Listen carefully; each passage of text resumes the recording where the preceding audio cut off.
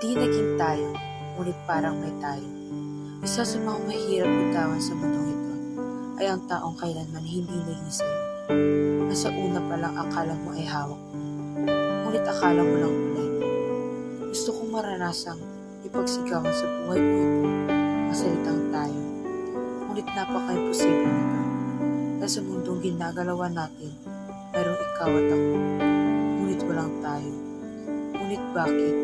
Bakit tila napakahirap mong pakawalan?